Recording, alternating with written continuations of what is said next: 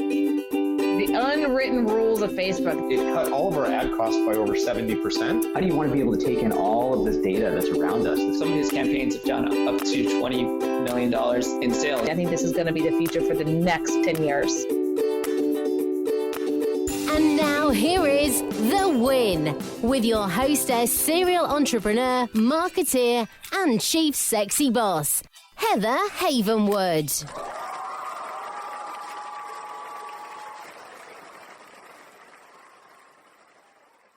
Look, our whole world revolves around our iPhone, iPad, Droid. You know, they say we look at our phones on average 150 times a day. And if you're a small business and want to actually grow, you need to reach people where they're looking at and listening the most, their smartphones. See, marketing via text messaging is a great way to start, and it's super easy. Just text the word START to 72,000 to learn more about my friends at Mobit.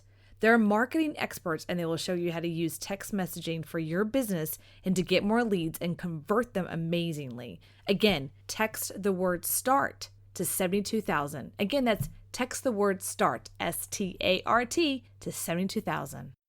Hi, everyone, and welcome to The Win with Heather Havenwood. You're listening to us on, of course, iTunes, Stitcher, and Renegade Talk Radio. So, Renegade, welcome. We're going to talk about something really cool today, which is money. All right. So don't turn this off, really, because we have someone who's really awesome speaking about money. And I say that specifically because I think a lot of, I call CFOs or people in the financial industry, I consider them really boring, and Kate's not. So I'm excited to have her on today and talk about some money decisions and better money decisions for entrepreneurs and just in general. So Kate, are you on? I am here, and absolutely, Heather, you know, we don't want this to be boring. Not at all. That's not my thing. You know, you got to have fun, right? Yeah, I mean, the first thing I love about you, and I'm going to go into who you are and your websites and all that good stuff, but one of the things that she has is Seeking Alpha. It's one of her, I guess, columns that you talk. Is that right? Seeking Alpha? Yes. Is that a column that you write for? Yeah, that's a website. It's pretty heavy duty stock and investing. And I do write some columns over there. And even in that case, even though that's a pretty serious topic, I, again, try to inject some humor wherever I can. I like that about you already. Okay, so let me tell you, everyone, who she is. This is Kate Stalter. Am I saying that right? Stalter? You are, yeah. Oh, my gosh. I should have asked you that before we got on the line, but here we are. BetterMoneyDecisions.com. You go check her out, as well as Facebook, facebook.com/Better Money Decisions. Kate is the founder of Better Money Decisions as an asset management firm with offices in Albuquerque and Santa Fe, New Mexico, and Scottsdale, Arizona. She's an investment columnist for Forbes, U.S. News, and World Report, TheStreet.com, Seeking Alpha, and host of the America Talks Money podcast. Kate loves helping people solve challenging problems. Great. And she is a proud parent of a household of rescue animals. Okay, so proud fur parent of a household. Okay, so what does that mean? Are you a rescue? Are you a foster? Oh, well, you know, I'm a foster failure, Heather. It's like, yeah, you're one of those ones, like you foster it, they never leave. That's right. Yeah, I got a couple here like that. All my animals that are here are rescues in one form or another. They're the best. They are the best. They really are the best. Yeah. I have, like I said, I was telling you earlier before we start recording, I have my boyfriend's out of town, so I have a Buddy, and my dog is Lady. His dog is Buddy. How funny is that? And Buddy, he went to someone's party one night, and this dog followed him home.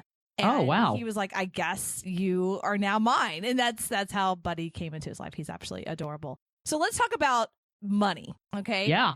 So as an entrepreneur, I find that, first of all, I think who I am as an entrepreneur. And I believe it or not, I started in the financial advising space with American Express Financial Advisors. Oh, wow. Okay. It takes me back a little bit. I was 18, 19.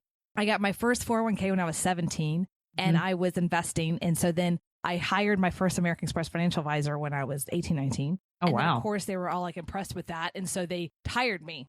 That was the bad decision because they hired me and I was like an assistant to one of their financial planners. And so I learned, and I have to be honest with you, I moved away from the business altogether because I realized at the time that the financial advisors, now this is kind of old school. You got to remember, this is Dallas, 96, 97. all the women in the offices were assistants. Mm-hmm. Okay. All the men were the financial advisors. Okay. You get the world of that. Yep. And there was a lot of dark, what I call mahogany heavy desks. I get it. Oh, You get yeah. it, I right? understand. You can see the world of it. Mhm. And I had to wear these stupid log skirts and these flat shoes. Anyway, had to cover my boobs and come in looking like, dork. But I learned that it was just this big sales job. Now, and I learned quickly, and they tried to get me to become a financial advisor when I was 23, 24. And I turned it off because I kind of felt like I learned the underbelly, right, of the business. Like this, you guys are just selling everything. And I didn't feel like it was truly, they were taking someone where they're really at and figuring out where they really want to go. Yep. Because I found that it's less about the mutual funds and more about really stocks. So I'm totally throwing this at you and you're thinking, oh my God. But what do you think? I mean, and I may have a bad taste in my mouth probably because of that experience. Yeah. But where are we at now? That was 96, 97. I mean, we're talking 2016 now. Things have changed. Wow. A lot of places I could go with this. Just go, girl. Absolutely. So first of all, I agree with everything you just said, 100%. Our firm, unlike American Express or these big brand names, and I think they changed their name to something else a while back. AXA or something. Yeah, and then something else. I mean, they're all always changing their names and being bought. But, these big brand names that you see with advertisements on TV, kind of like dad's or grandpa's financial advisor. So that is not us. We are completely independent. We are registered investment advisors, not stockbrokers, so we don't get a commission to sell you a stock or a mutual fund. And if you think about that for a second, if you go into one of these big national brand name offices and the person's incentive is to get a commission to sell you something, how do you think they're going to manage your account? Because they're not going to ever be able to separate that interest of, oh boy, if I trade this, I make some money, right? Right. And that's the problem. And I'm dealing with that every day. Even when you call up a company and you tell them I'm 25 or I'm 35 and they do this calculation, and you're wondering, is this really the best thing for me? Yeah. So the stockbrokers, and again, all of these big brand name companies, they have what is called a suitability standard. Now, I need to be clear a little bit because there was a rule that changed recently, and some of the listeners, if they're just kind of paying attention a little bit peripherally to some of the financial industry news, but this has been in the news. There was a change. The Department of Labor specified that if you manage retirement accounts, so like you're talking about, Heather, like a 401k or your IRA, or anything that is one of these retirement accounts or other accounts that gets a specified tax treatment that's called qualified, you do have to be a fiduciary. Okay. So a lot of these brokers are now out there, they're, according to the law, the brokers have to be fiduciaries when they manage a retirement account. But that doesn't mean they have to be fiduciaries all the time. They can still be brokers in your other accounts. They can sell you annuities and mutual funds with very expensive sales charges. So it actually, in my opinion, the new rule made things a little bit worse because it added a layer of confusion now. And every stockbroker is out there saying, I'm a fiduciary. Well, only in certain situations. We're fiduciaries across the board. And what does that mean? I'm tossing that word around a lot here. What it means is we are legally obligated to keep the client's interest first. And we have situations, I'll give you an example of what that means, Heather. We have a new client who came in a couple months ago, and he had some bond funds that he had actually within an annuity that he had purchased several years back. And we took a look at this, and as much as we would have loved to have gotten that particular piece of business, we have other things we're working with for him. But on that particular piece of business, as fiduciaries, we had to say to him, look, you're better off leaving that where it is because of the rates you got several years ago when you purchased this product. You're not going to get those interest rates today because everybody knows, interest rates are, that's right, at historic lows. So he purchased this product, a couple decades ago. And we're like, no, we can't do better right now if we move you over. So as fiduciaries, we are obligated to tell you, keep that there. Don't move this to us. So does that make sense? That kind of example of how we're different? No, that's great. So you guys are more, let's just say for the sake of it, your firm is focused more on keeping the interest of the client first, not the company's interest first, which is definitely a role reversal And I think that's really important because I know that I've been burned. Other people have been burned. Mm-hmm. And I find that the financial markets, they keep it confusing for the average person purposefully, purposefully. And I sometimes will go on a CNBC rant or something and just watch it all day. That's painful. I'm sorry to hear that. It's actually painful. I'm like, you guys seriously don't make sense. Right. You guys are constantly conflicting each other. And you guys are constantly, I mean, it's worse than politics. You know what I mean? Yes. Oh, yeah. And I just kind of tune it out and turn it off. So let's talk about the future of what is going on currently in the financial market from a publishing standpoint. Because you and I, before we got on the phone, we're talking about, I feel that not only, and we're going to talk about publishing in general, like what I call financial publishing and writing, but we're talking right now in October of 2016, this is the week that a ton of stuff came out specifically about the media in the election. Okay. I'm not going to go into I like it or don't like it or agree or not, but there's a ton of talk highlighted news on the news cycle about that particular medias, are for only one candidate. Okay.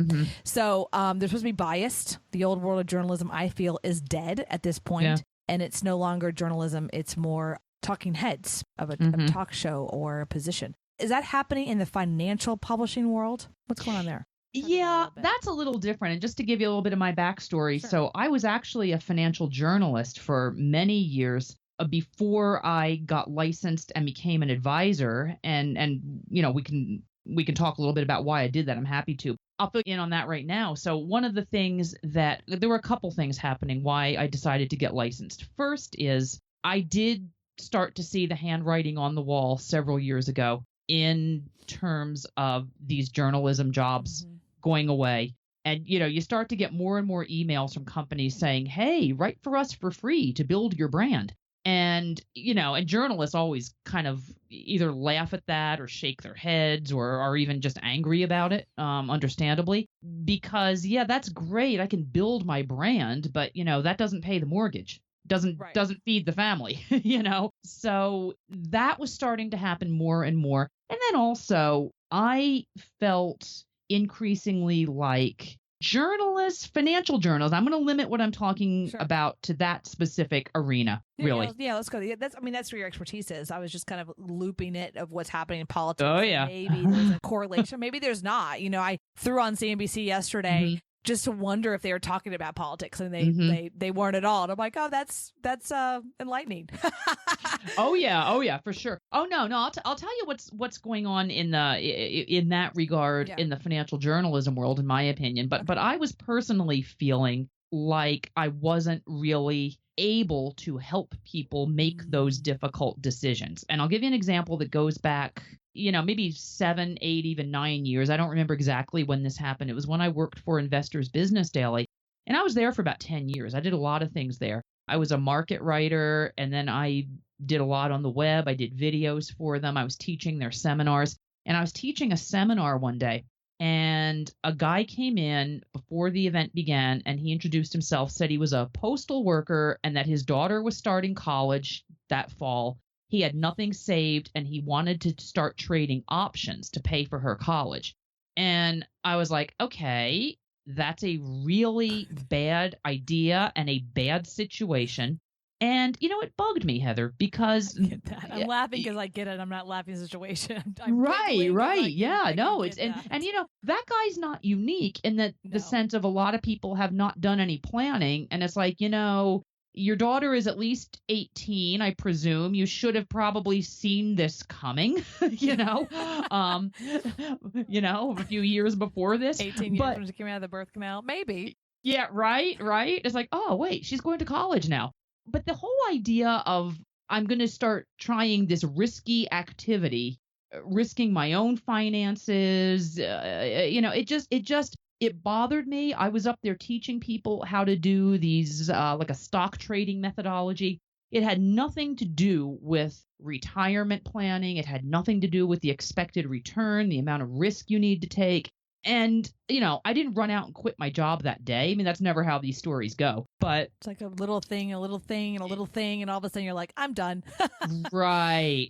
Exactly. So it was a few years later that I did leave, and then I did some other things. I even went on and hosted a stock trading radio show after that. So it took me a few years to really have this sink in that, like, wait a second, I'm enabling these addictions rather than providing any real help. And I got to tell you something. When you're a licensed advisor and you're doing financial planning and you're answering questions about retirement, about taxes, about, my mortgage, what should I do about this? That's a really, really different thing than the talking heads on CNBC pontificating about their opinion of what is going to happen in the market. And by the way, those guys have a horrible track record. Horrible. They do, don't they? I'm actually really glad you said that. I've heard that, but I've never heard it from like someone who actually knows, right? Because I'm a lot like you. I've shared this story a little bit. I've been in the speaking business since 2001. All right. So I'm syncing up this story a little bit, and I'm sure it's maybe not the same, but I've seen the underbelly of the speaking world.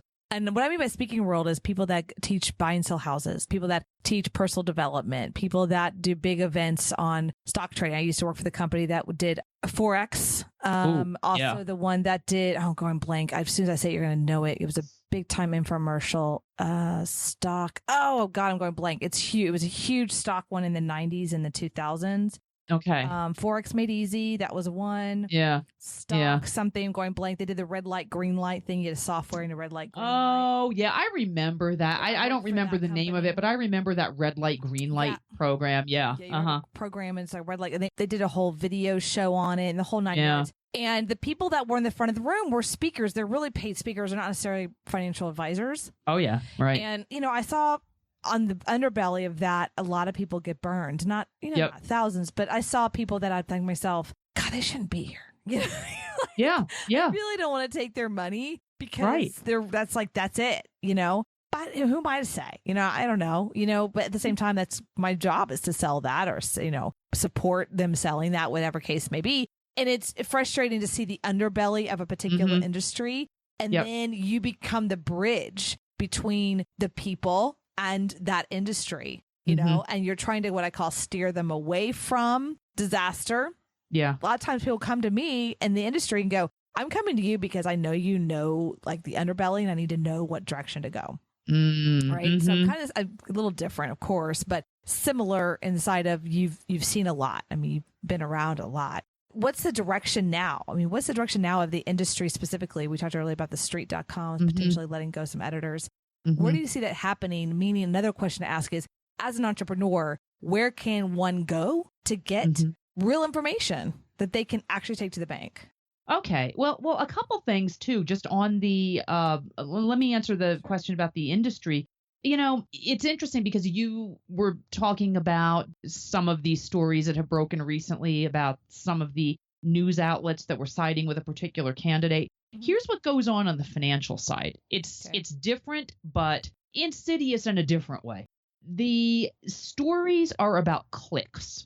So you see these clickbait headlines when you go on to some of the big financial websites, and there are many, many of them that have, millions of views that are out there. Market Watch, any of these, CNBC, you go on there and you'll see headlines like, why a crash is coming tomorrow, why you need to sell everything now. And then, of course, you get the political candidates and they work them into the headlines for clickbait. You still have the 5 stocks you need to buy now variety of things. Although, ever since 2008, the whole zeitgeist has really been much more panic, malaise. I think sort of the collective consciousness is everything is very negative right now. So I think negative headlines and fear tends to sell a lot better than more the optimistic 5 stocks to buy now. And even if they do that, the 5 stocks to buy now type of headline, it's more sort of to protect yourself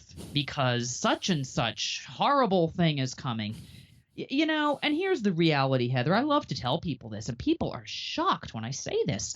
I said, for the past several years, it's been bad news, hasn't it? I mean, the news media is just bad. You would think fear. You're like, I don't even want to get out of the house. Right. I mean, never mind that people are getting on with their lives. We actually have had And nobody believes, people get mad when you say this, but there actually has been an economic expansion. Yes, it's been shallow. It's not been as great as others in the past, but the economy has been expanding, and that just makes people mad. I mean, we have better medicines today. We have little computers that we carry around in our pockets that are better than, rooms of mainframes that our grandparents had. I mean, it's just insane. The cars are safer. I got a car recently. It's like, oh my gosh, it was the first time I'd gotten a newer model car in several years, because I drive cars forever. And just the changes in the automobile technology just in a decade were crazy good. So I think, while everybody is running around being told how horrible things are, this is the kind of thing that the financial media is selling you on. And I'll give you an example about this. Is back at the end of 2012, I love to tell people this. Nobody remembers this, but there was the whole big fiscal cliff scare, okay? And people bailed out of the market. They sold all their investments because they thought the U.S. markets were just going to tank. Well, they didn't. The U.S. markets had a fantastic year in 2013, and people missed out on that. And Heather, nobody believes me. This is the thing before I went on my rant there that I was starting to say, but I distracted myself. People are shocked when I tell them, ever since the market started rallying in the beginning of 2009 after the 2008 debacle, do you know that it's tripled? U.S. stocks, the S&P 500 has tripled in value since then. What? Right. See, well, first of all, my financial advisor that I have or now not had didn't help me get in there. Number two, I've said to him, I think I'm just going to hire you now at this point. Sure. I've said to him, like, I just need to know I don't have the capacity at this point in my life to go out and figure out what's happening. I need you to tell me, and I think he wanted to put me in some really weird stuff. And I'm just like, it doesn't make sense to me. It was selling me, right? A market. Yeah.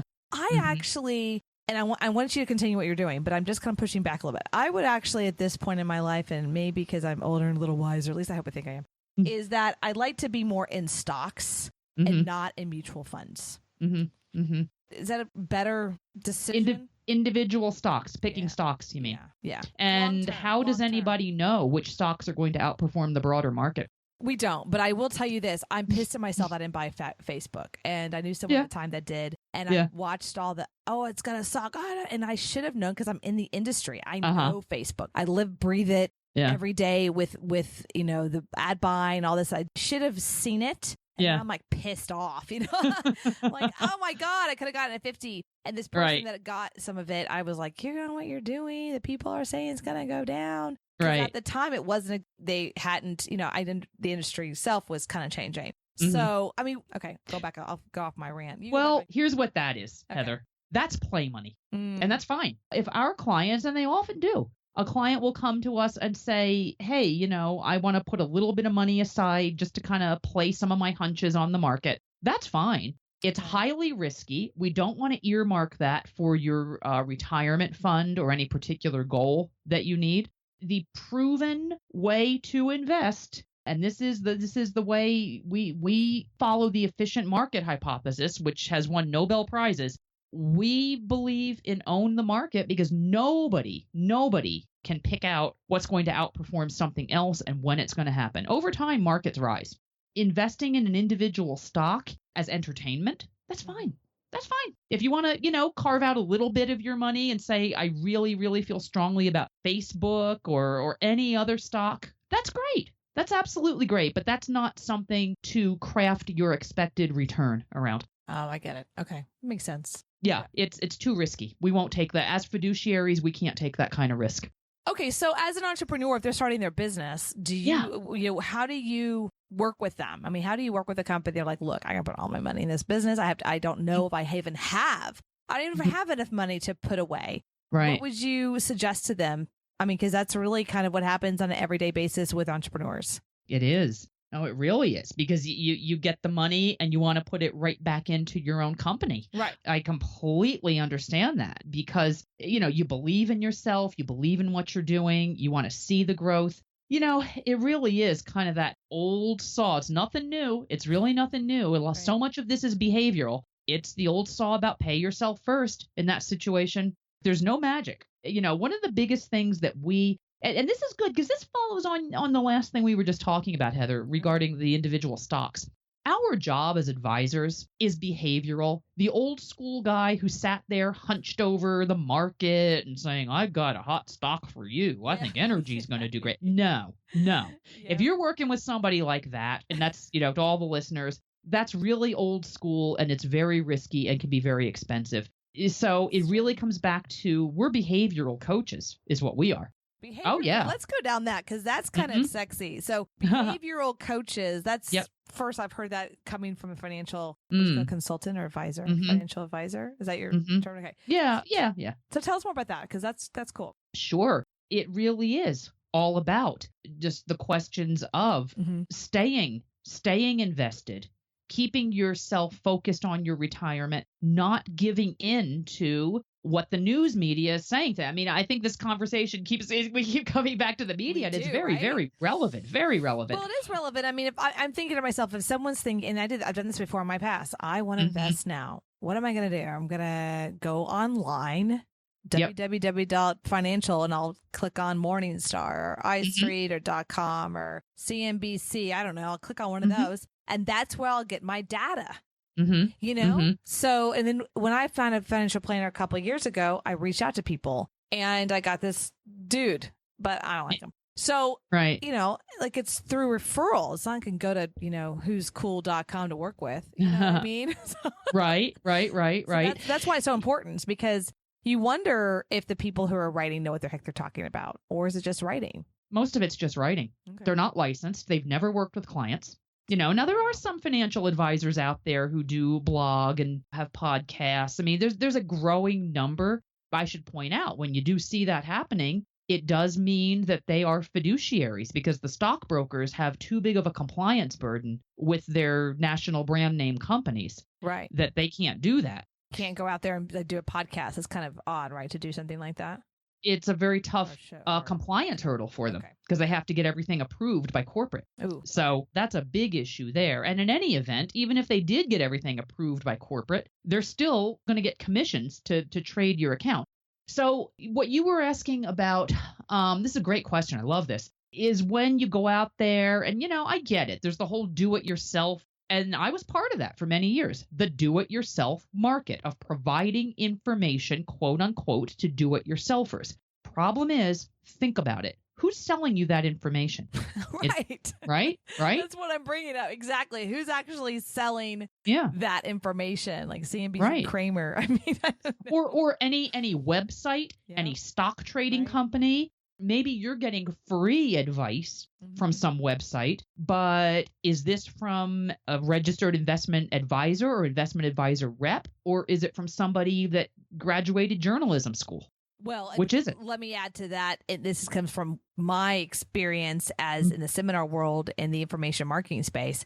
I know some people, I'm not going to name them, that have some very big businesses online where they teach people stock picking, do it yourself. And without, just explain that they're extremely mastered the information marketing side and extremely mastered the sales side. I really cannot, they're amazing in that space. I can't really honestly say they know what the heck they're talking about at all in the stock space because I feel if you're a bad A in the stock or the financial world, you probably suck in this information marketing sales world. You know what I mean? Like usually they don't cross. So that's the only thing I would say about that. And it concerns me. Well, and two, it's sort of the if you're going to buy one of these programs and track your returns, look, everybody wants to say, hey, I made so much money on this pick. They don't tell you about the ones where they picked incorrectly or where the system picked incorrectly. They don't tell you what they're paying. A lot of people say, well, I'm not going to pay an advisor because that just,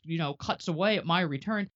You're paying for all these subscriptions and you're getting no help about your taxes, your retirement withdrawal rates, whether to pay down your mortgage, when to take Social Security. So, good luck to you paying that little subscription fee to your stock trading guy because you're going to make a whole lot of expensive mistakes because you don't have a coach working with you. Right. That's the crux of the issue right there.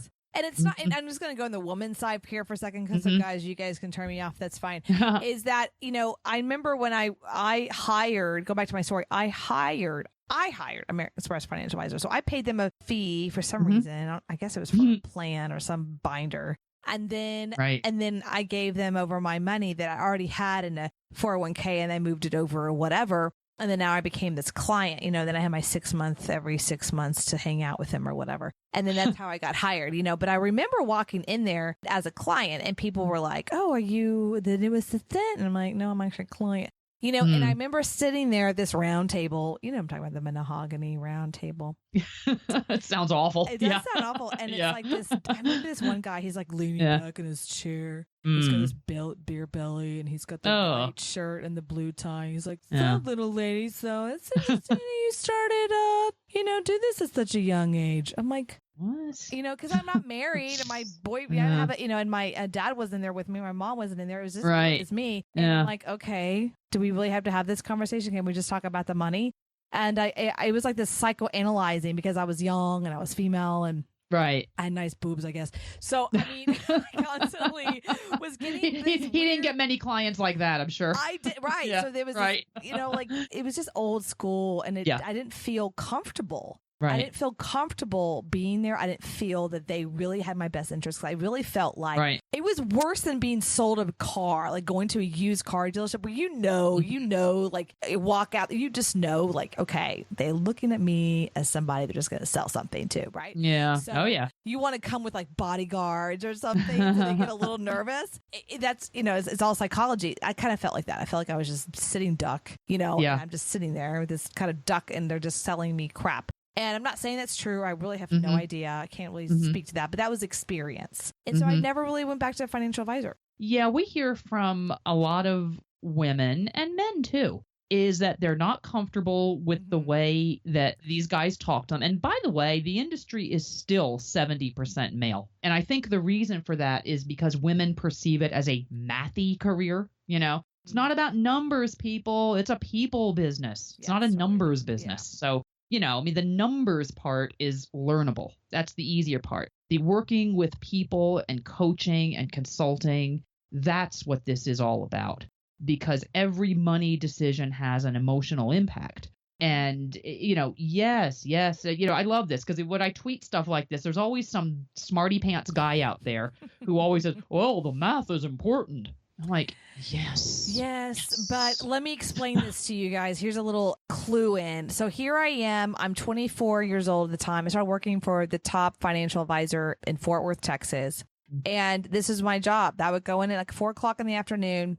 He would give me a list of people I need to cold call. They were American Express card holders. And I would call from 4 to 7 or something like that. Just dial for dollars. And I'm trying to get them in for an appointment. Okay, number one. Number two, once I confirm the appointment and all that, we get their information. We get like their age and their whatever, if they're married or not, or their stats. Okay. And then I would plug all that into a computer and I'd press print. Now I've done all this. And then I hand it to the financial advisor literally as they're walking into the meeting with them. And they're like, hi, Mr. So here's your plan. And they have not looked at it. They have not. Oh, this happened all day long. Right. So he would just say in meetings all day long. And I'm in the back cold calling, setting the appointment. And I'm the one doing I'm 24. I'm doing the full plan. And I hand it to him. And he literally goes through it with them for the first time he's going through it. And so it's very personalized, obviously. And he knows a lot about their situation. No,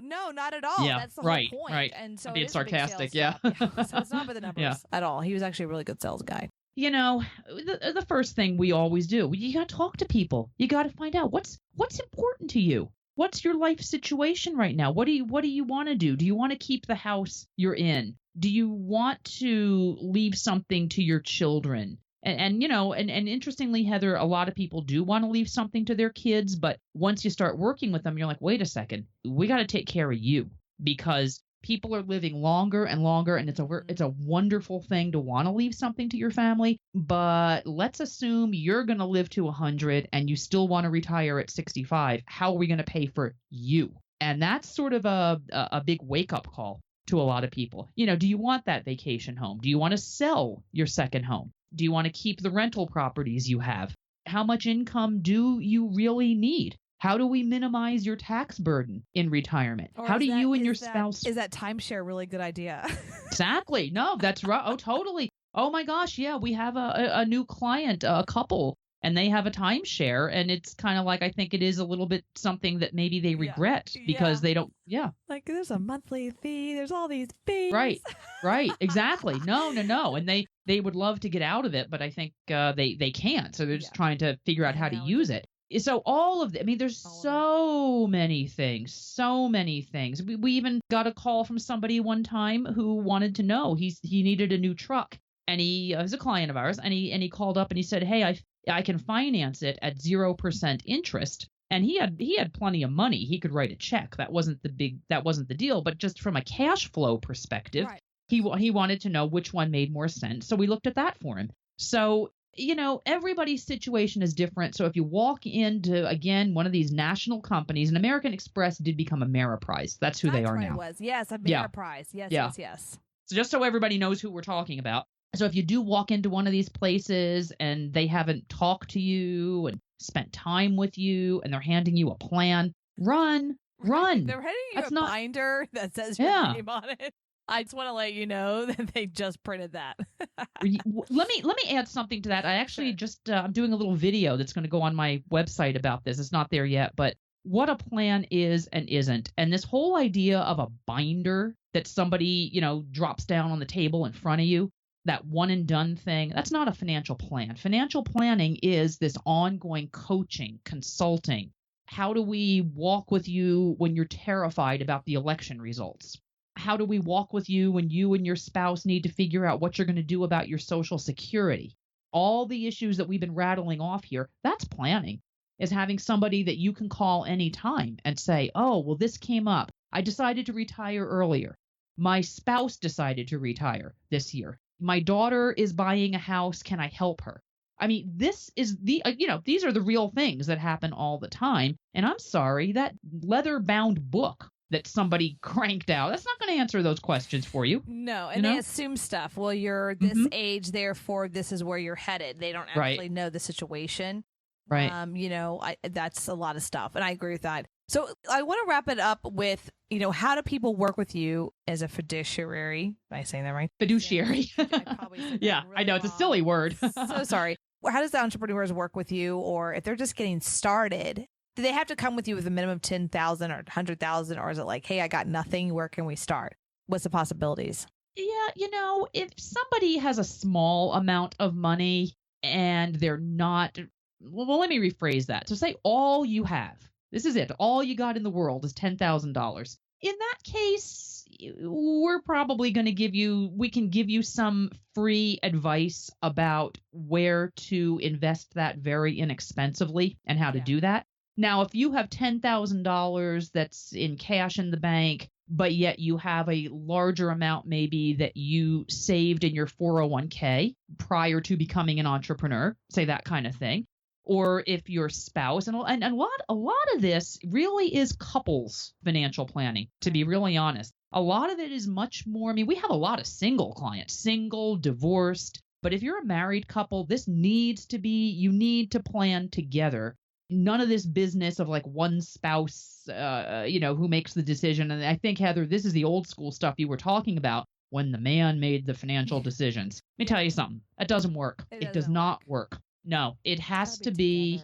There's often one person in the couple who's maybe in the driver's seat. And that could either be the husband or the wife, or we work with a lot of same-sex couples, and same thing there is that there's often one person who's kind of driving this and saying, okay, we need to do some financial planning here. That's fine. That's okay. But you need to drag your spouse along with you to these meetings, okay? Right? Yeah. You can't let him or her just say, oh, honey, you handle it. No. Do you handle prenups? Do y'all handle that, or do y'all work with those a lot, or do y'all suggest those?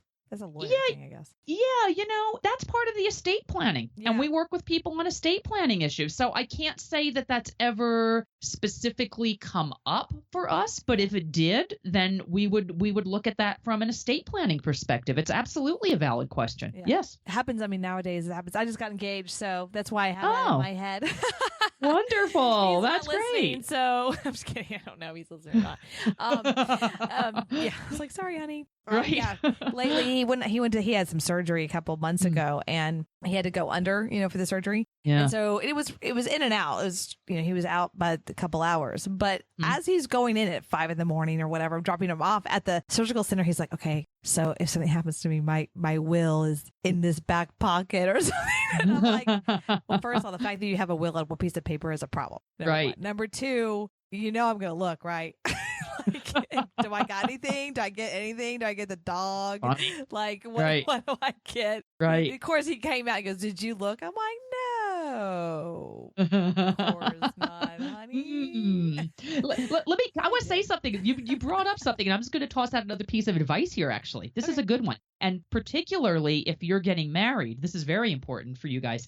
People a lot of times on their accounts, like their 401k or their IRA, they don't update their beneficiaries. Okay. So say like you're getting married and you have your 401k and, you put your mom as your beneficiary. Right.